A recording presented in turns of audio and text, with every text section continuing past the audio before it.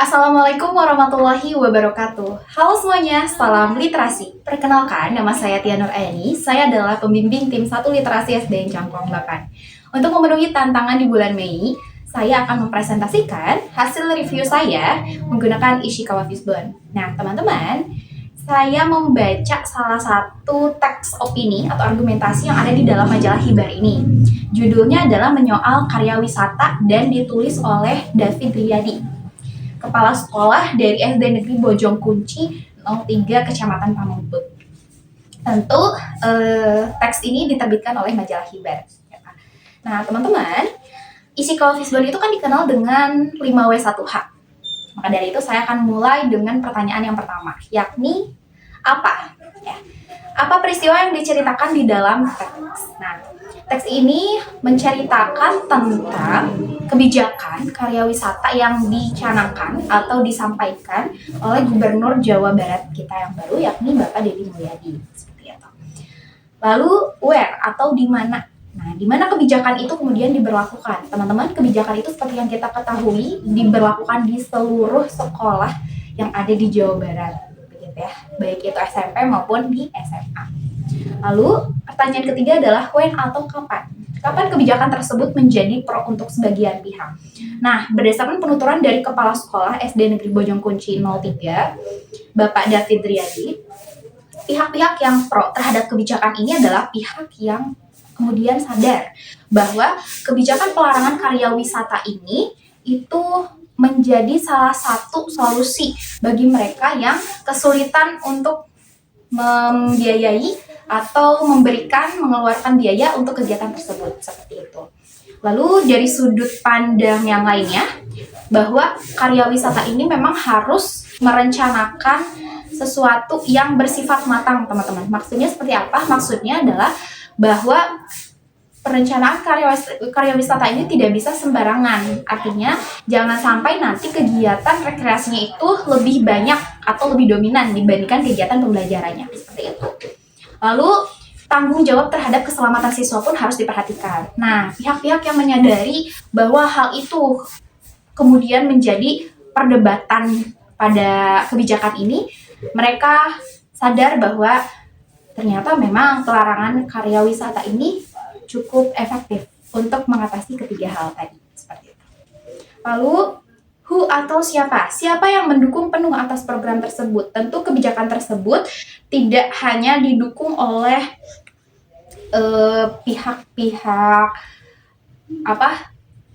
pemangku kebijakan atau pemerintah, begitu ya, atau pemerintah dari Jawa Barat itu sendiri, tapi juga didukung oleh khususnya orang tua dan wali. Yang tadi saya katakan bahwa mereka kesulitan mengumpulkan biaya untuk kegiatan karya wisata sehingga mereka mendukung penuh kebijakan ini, seperti itu. Lalu, why? Mengapa larangan karya wisata pada kebijakan ini perlu dicarikan alternatif? Nah, teman-teman, ada beberapa alasan yang harus diperhatikan nih. Kenapa karya wisata atau larangan karya wisata pada kebijakan ini perlu dicarikan alternatif? Artinya, mengapa karya wisata harus dicarikan alternatif kegiatan lain, seperti itu? Karena ternyata karya wisata itu juga memiliki berbagai macam manfaat, teman-teman ya. Beberapa di antaranya adalah metode karya wisata itu bisa memaksimalkan pemahaman siswa. Itu yang pertama. Lalu yang kedua, untuk merangsang kreativitas siswa. Yang ketiga, siswa juga bisa memecahkan masalah secara berkelompok dan secara langsung, seperti itu. Dan yang terakhir adalah siswa bisa mengolah informasi tapi juga tidak menyampingkan refreshingnya atau rekreasinya, seperti itu, teman-teman. Jadi itu kenapa alasan bahwa kegiatan karya wisata ini harus dicarikan alternatif, karena karya wisata ini memiliki berbagai manfaat dan kita harus mencarikan alternatif atau kegiatan lain yang bisa menunjang manfaat-manfaat tadi, seperti itu. Lalu yang terakhir, how, bagaimana?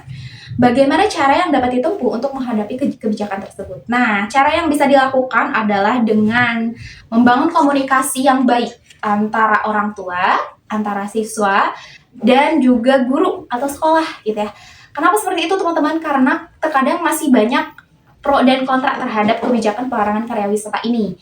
Karena seperti yang kita ketahui bahwa sebetulnya yang menjadi esensi itu adalah kebutuhan siswa kita. Apakah siswa butuh melakukan karya wisata atau tidak? Seperti itu kan.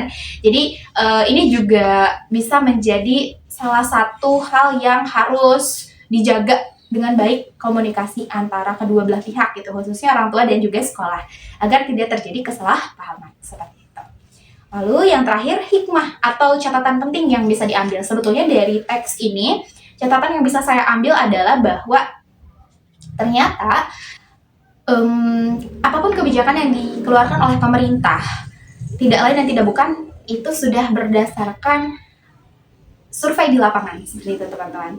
Dan kalaupun memang kebijakannya seperti itu, maka kita sebagai guru pada akhirnya memang harus lebih kreatif untuk mencarikan pembelajaran atau aktivitas atau kegiatan lain yang serupa dengan karya wisata. Artinya tidak harus jauh-jauh dari sekolah, tetapi kita harus bisa dan pandai mencari sesuatu, berinovasi seperti itu ya, untuk menemukan kegiatan yang menyenangkan di luar sekolah seperti itu. Dan itu bisa menggantikan kegiatan karya wisata tadi tanpa menghilangkan manfaat dan fungsi dari karya wisata itu sendiri. Seperti itu teman-teman. Jadi diharapkan para guru bisa lebih kreatif lagi untuk mempersiapkan pembelajarannya. Seperti itu.